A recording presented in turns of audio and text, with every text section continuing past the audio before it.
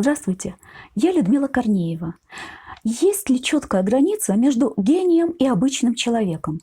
В чем это различие вообще заключается? А может ли обычный, как принято говорить, человек тоже совершать гениальные поступки или принимать гениальные решения? И всегда ли и во всем прав гений? Среди множества тематических аспектов нового фильма Кристофера Нолана «Оппенгеймер» поднимаются и эти вопросы. В одном из эпизодов жена главного героя Китти говорит своему знаменитому супругу: «Ты думал, если они вываляют тебя в смоле и перьях, то мир простит тебя? Не простит». Оппенгеймер отвечает: «Посмотрим». Понятно сочувствие зрителя к гениальному ученому, которого использует в своих целях, а затем, образно говоря, выбрасывает за дверь государства, против которого плетет козни мстительный и злопамятный карьерист, от которого в сложный момент жизни отворачиваются некоторые друзья и коллеги. Все это вынуждает зрителя порой подсознательно пропускать мимо своего внимания некоторые детали, благодаря которым на экране воссоздается действительно правдивый и реалистичный, а не идеализированный образ.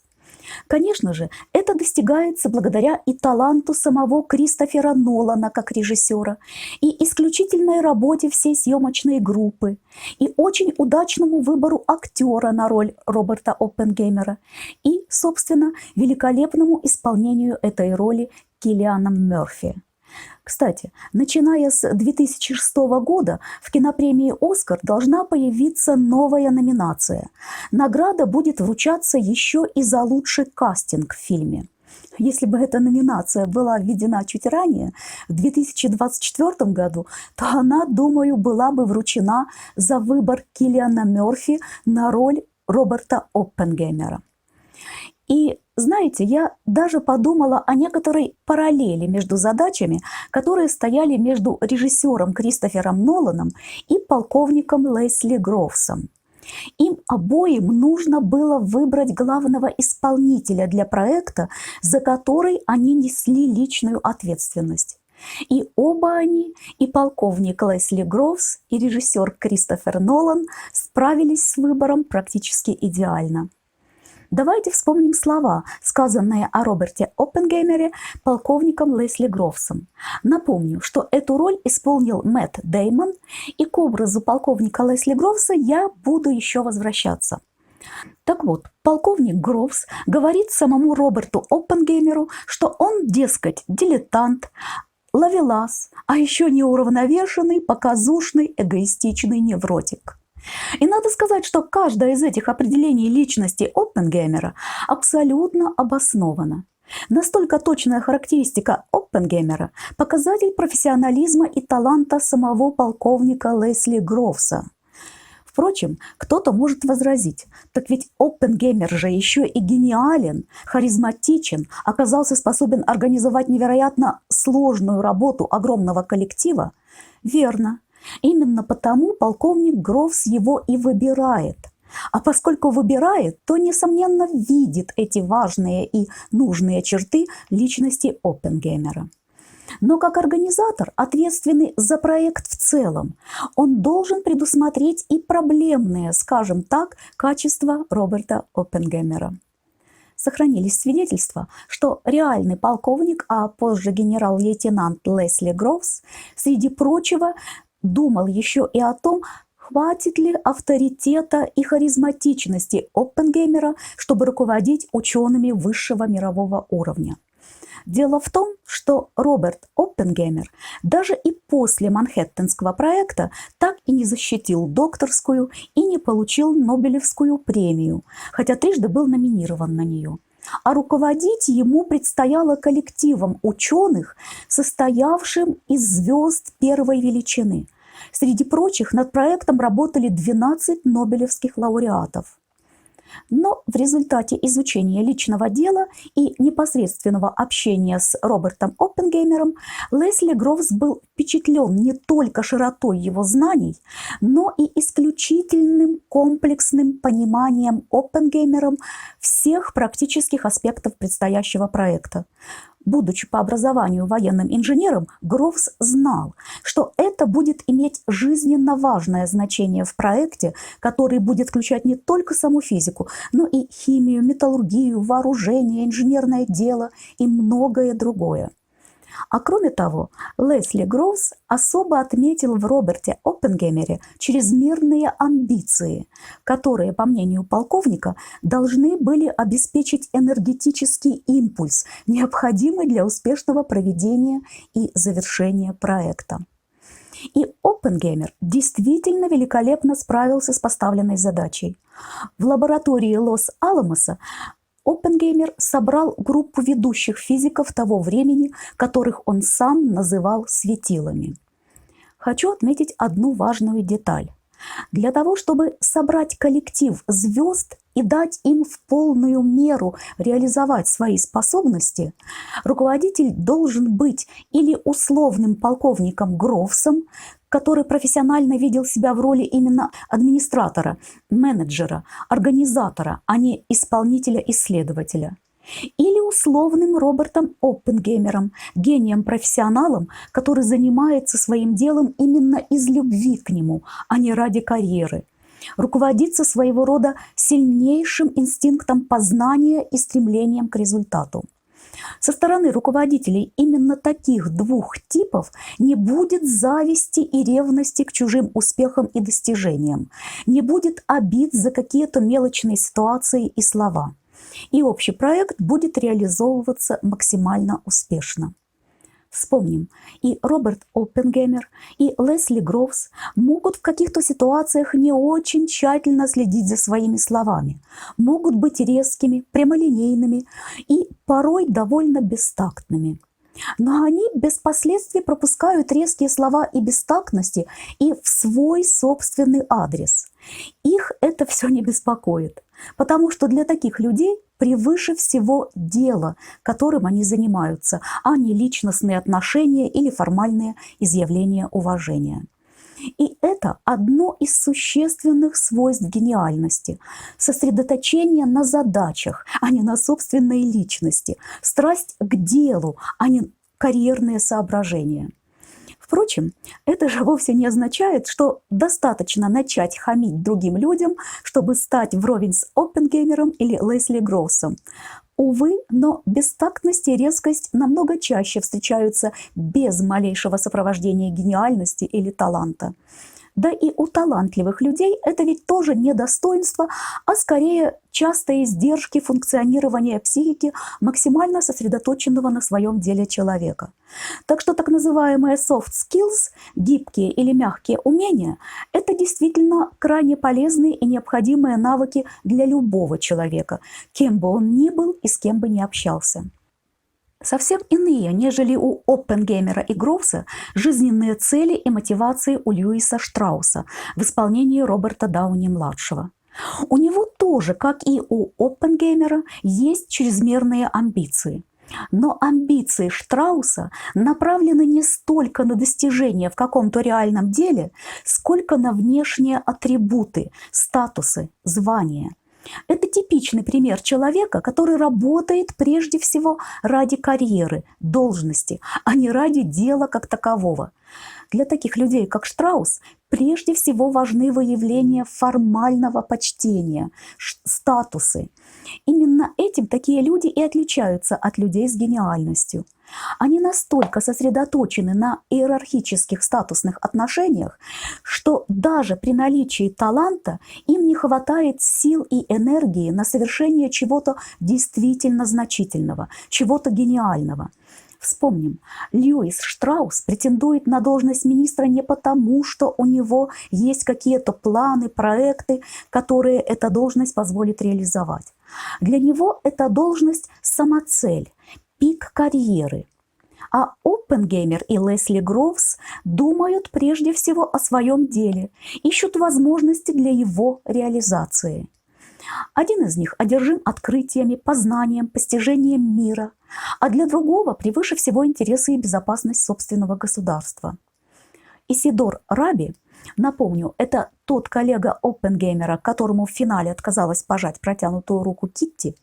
Так вот, Исидор Раби позже говорил, что назначение Оппенгеймера руководителем Лас-Аламосской лаборатории – это по-настоящему гениальный ход со стороны генерала Лесли Гроувса, хотя его и не называли гением. Считаю это замечание Исидора Раби весьма верным и справедливым. Роберт Оппенгеймер и Лесли Гроувс имели довольно разные профессиональные обязанности и задачи. Но в каждом деле, почти в каждой профессии человек может проявить себя как талант или даже гений. В самом подходе к задачам, вот в этой всецелой поглощенности делом, в мотивации качеством исполняемой работы и удовлетворением от самого ее исполнения. Действительно много общего между Робертом Оппенгеймером и Лесли Гроувсом. Точно так же в фильме Кристофера Нолана много общего между образами Льюиса Штрауса и президента Гарри Трумэна в исполнении Гэри Олдмана. Напомню, что именно с именем президента Трумэна связывается начало так называемой «Холодной войны». И это именно тот президент, который отдал приказ о единственном в истории применении против противника атомного оружия. Вспомните, как Трумэн говорит Роберту Оппенгеймеру: «Это я сбросил бомбу, вы здесь ни при чем». В этих словах чувствуется жажда исторической значительности обыкновенного чиновника. Так мог сказать и Льюис Штраус, займи он пост президента. У него, как и у Трумэна, на первом месте тоже вот это личное «я». Но так никогда, вероятно, не сказал бы Лесли Гроувс, хотя он тоже по должности чиновник, менеджер, организатор. Потому что у таких людей, как Оппенгеймер и Гроувс, чем бы они ни занимались, какие бы должностные обязанности они ни исполняли, на первом месте прежде всего идея, дело, смысл, цель. И это важнейший признак гениальности. А у таких людей, как Льюис Штраус или Гарри Трумэн, по крайней мере, если говорить об этих образах в фильме Кристофера Нолана, на первом месте личное «я», карьера и статусы, потребность собственной значимости. И любое дело для таких людей – это не цель, выходящая за пределы личного «я», а средство карьерных статусных достижений. Кстати, в оригинале фильма Трумэн, выпроваживая Роберта Оппенгеймера из своего кабинета, употребляет не слово «плакса». Он отзывается о Роберте Оппенгеймере максимально нецензурно. Такие люди, как Гарри Трумэн и Льюис Штраус, инстинктивно подозревают в самом наличии людей с другой ментальностью, с другими ценностями, риск обесценивания их личных карьерных статусных достижений. А еще я хочу обратить ваше внимание на образ Дэвида Хилла в фильме Кристофера Нолана. Это совсем небольшая по экранному времени роль актера Рами Малека. Но насколько же она значительна для общей концепции? Насколько же важно, чтобы этот образ заметил и выделил зритель? Если Оппенгеймер и Гроувс гениальны каждый в своем деле, в отношении и мотивациях к своим профессиональным задачам, то Дэвид Хилл – это пример, можно сказать, гениального в области морали и воли человека. Как я уже говорила, реальный Роберт Оппенгеймер мог порой вести себя с другими людьми довольно бесцеремонно. Таков он и в фильме Кристофера Нолана. Давайте вспомним эпизод у озера, когда Оппенгеймер разговаривает с Эйнштейном. Затем Эйнштейн уходит, а к Оппенгеймеру подходит Льюис Штраус. Если кто-то из зрителей не заметил, не почувствовал, что в стиле общения Оппенгеймера действительно есть таки доля высокомерия, то должны были, по крайней мере, заметить, как, уходя, Роберт Оппенгеймер цепляет стоящего Льюиса Штрауса плечом. Места там много, можно было бы уйти и не толкая, не задевая собеседника. Вспомните и то, как Роберт грубо перебивает девушку своего брата Фрэнки. Он даже не утруждает себя запоминанием ее имени. Вспомните, как она потом иронизирует: «Все еще Джеки». И ведь речь идет о девушке брата, с которым у Роберта довольно теплые, действительно братские отношения. Роберт Оппенгеймер в фильме Кристофера Нолана именно таков. И этот образ действительно близок к реальному Роберту Оппенгеймеру. Пример из реальной жизни. В 1926 году реальный Роберт Оппенгеймер покинул Кембридж и поступил в Геттингенский университет, чтобы учиться у Макса Борна. Во время занятий он часто был настолько активен, так много говорил, что фактически бесцеремонно перетягивал на себя все внимание, и лекция превращалась в диалог преподавателя с одним студентом. Закончилось тем, что другие студенты написали и передали Борну петицию с угрозой бойкотировать занятия, если Оппенгеймер не успокоится. Борн ничего не стал говорить Роберту. Он просто оставил эту петицию на своем столе с таким расчетом, чтобы Оппенгеймер смог сам ее увидеть и прочесть. Оппенгеймер прочел и стал таки вести себя сдержаннее. Возвращаемся к фильму и Дэвиду Хиллу. С Дэвидом Хиллом Оппенгеймер ведет себя тоже бесцеремонно и бестактно. Вспомните эпизод, в котором он буквально выбивает у Дэвида из рук тетрадь и выхватывает карандаш. Будь Дэвид Хилл похож своим психологическим складом на Льюиса Штрауса, это ли не причина затаить обиду? Но Дэвид Хилл – человек исключительной нравственности и воли. Истина и правда для него превыше личных амбиций. И на слушаниях в Сенате он рассказывает всю правду о роли Льюиса Штрауса в деле Роберта Оппенгеймера.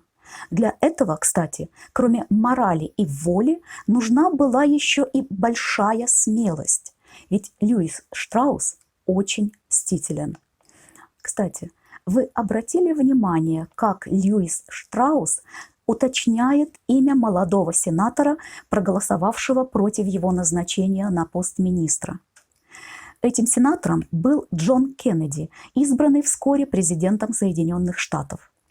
Он был убит в результате покушения в Далласе в 1963 году. Дело так и осталось нераскрытым. Мне же не показалось, что в фильме Кристофера Нолана «Оппенгеймер» можно увидеть некий небольшой намек на одну из возможных версий этого громкого преступления. Всего доброго и до новых встреч!